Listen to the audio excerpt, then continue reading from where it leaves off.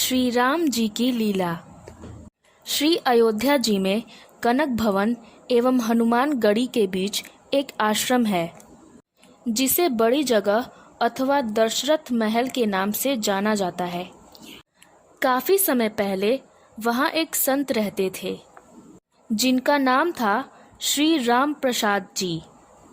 उस समय अयोध्या जी में इतनी भीड़ भाड़ नहीं होती थी, ज्यादा लोग नहीं आते थे।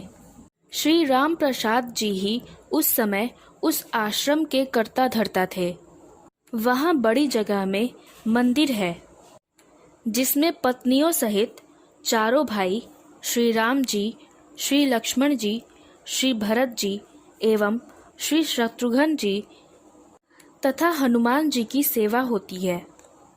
तो नित्य मंदिर में जो भी थोड़ा बहुत चढ़ावा आता था, उसी से मंदिर एवं आश्रम का खर्च चलता था। प्रतिदिन मंदिर में आने वाला सारा चढ़ावा एक बनिए को, जिसका नाम था पलटू बनिया, उसे भिजवा दिया जाता था। उसी धन से थोड़ा बहुत जो भी राशन आता था, उसी का भोग प्रसाद बनाकर भगवान को भोग लगाया जाता था। और उसके बाद जो संत आश्रम में रहते थे, वो प्रसाद खाते थे। एक बार प्रभु की ऐसी लीला हुई कि मंदिर में कुछ चढ़ावा आया ही नहीं। अब इन साधुओं के पास कुछ भी नहीं था। कोई उपाय ना देखकर श्री राम प्रसाद जी ने 2 साधुओं को भेजकर पलटू बनिया को सूचना भिजवाया कि भैया, आज तो कुछ चढ़ावा आया ही नहीं है, अतः थोड़ा सा राशन उधार दे दो, कम से कम भगवान का भोग तो लग जाए। पलटू बनिया ने जब ये सुना तो वो ये कहकर मना कर दिया कि मेरा और महंत जी का लेना देना तो नगद का है, मैं उधार में कुछ नहीं दे पाऊंगा। श्री राम प्रसाद जी को जब ये बात पता चला, तो जैसी भगवान की इच्छा कहकर उन्होंने भगवान को उस दिन पानी का ही भोग लगा दिया और सारे साधु भी पानी पीकर रह गए। प्रभु की ऐसी परीक्षा थी कि रात्रि में भी पानी का ही भोग लगा और सारे साधु भी केवल पानी पीकर भूखे ही सो गए। वहाँ मंदिर में एक नियम था कि शयन कराते समय भगवान को एक बहुत सुंदर पीताम्बर ओढ़ाया जाता था तथा शयन आरती के बाद श्री राम प्रसाद जी नित्य करीब 1 घंटे बैठकर भगवान का भजन सुनाते थे। उस दिन भूखे राम प्रसाद जी बैठकर भजन गाते रहे तथा नियम पूरा करके वह सोने चले गए। धीरे धीरे करके रात बीतने लगी। करीब आधी रात को पलटू बनिया के घर का दरवाजा किसी ने खटखटाया, तो बनिया घबरा गया कि इतनी रात को कौन आ गया। जब आवाज सुनी तो उन्हें पता चला कि कुछ बच्चे दरवाजे पर शोर मचा रहे हैं और कह रहे थे, अरे पलटू सेठ, दरवाजा खोल। बनिए ने हड़बड़ाकर दरवाजा खोला। उसने सोचा कि जरूर ये बच्चे शरारत कर रहे होंगे, अभी इन्हें अच्छे से डांट लगाऊंगा। जब उसने दरवाजा खोला तो देखा कि 4 लड़के, जिनकी अवस्था 12 वर्ष से कम की होगी, वो सभी एक पीताम्बर ओढ़कर खड़े हैं। वो चारों लड़के एक ही पीताम्बर ओढ़े थे। उनकी छवि इतनी मनमोहक, इतनी लुभावनी थी कि ना चाहते हुए भी पलटू बनिया का सारा क्रोध प्रेम में बदल गया। वो हैरानी से पूछने लगा, बच्चों, तुम कौन हो और इतनी रात को क्यों शोर मचा रहे हो? बिना कुछ कहे ही बच्चे घर में घुस गए और बोले, हमें राम प्रसाद बाबा ने भेजा है। ये जो पीताम्बर हम ओढ़े हैं, इसका कोना खोलो, इसमें 1600 रुपए हैं। इन्हें निकालो और गिनो। ये वो समय था जब आना और पैसा चलता था। 1600 उस समय बहुत बड़ी रकम हुआ करती थी। जल्दी जल्दी पलटू बनिया ने उस पीताम्बर का कोना खोला तो उसमें से सचमुच चांदी के 1600 सिक्के निकले। प्रसन्नता भरी दृष्टि से पलटू बनिया उन बच्चों को देखने लगा। तब बच्चों ने कहा कि इन पैसों का राशन कल सुबह आश्रम में भिजवा देना।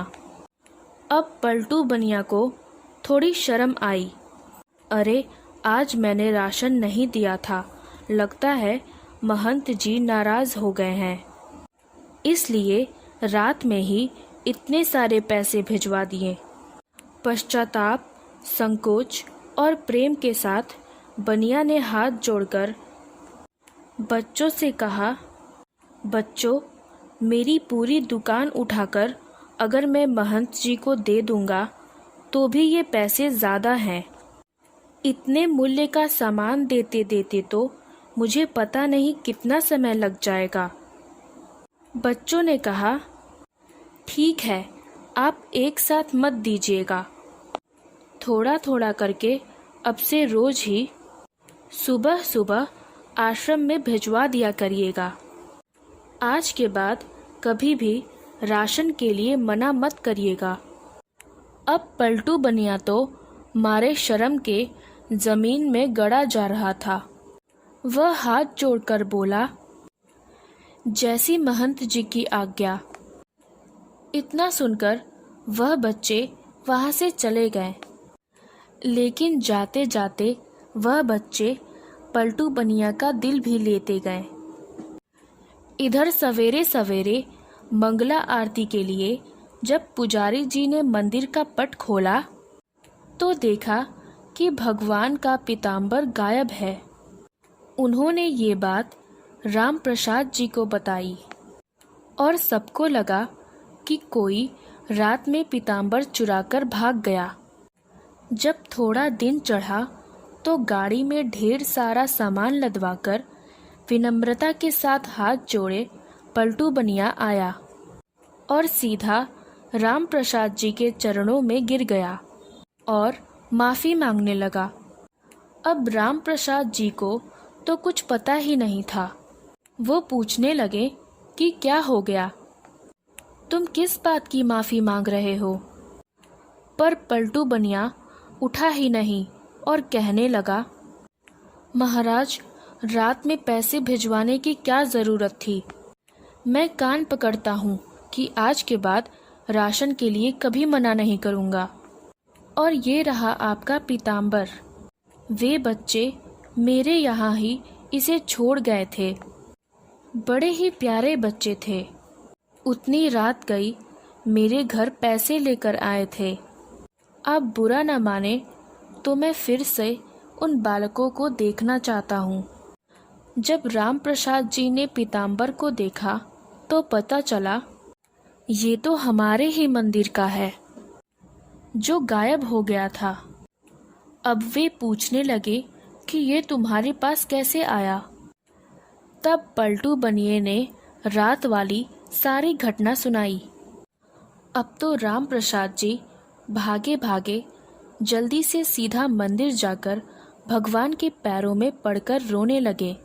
कहने लगे, हे प्रभु, मेरे कारण ही आपको आधी रात को इतना कष्ट उठाना पड़ा। और कष्ट उठाया तो उठाया, मैंने जीवन भर आपकी सेवा की, पर मुझे आपका दर्शन नहीं हुआ और इस बनिए को आधी रात में दर्शन देने आप पहुंच गए।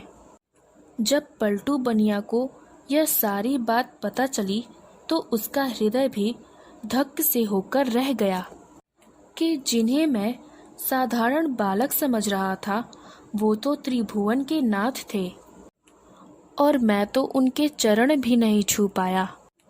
अब तो वे दोनों ही लोग बैठकर रोएं। उसके बाद उस आश्रम में कभी भी राशन की कमी नहीं हुई। आज तक वहाँ संत सेवा होती आ रही है। इस घटना के बाद पलटू बनिया का वैराग्य आ गया और ये पलटू बनिया ही बाद में श्री पलटू दास जी महाराज के नाम से व्याख्यात हुए। श्री राम प्रसाद जी की व्याकुलता उस दिन से हर क्षण के साथ बढ़ती ही जा रही थी।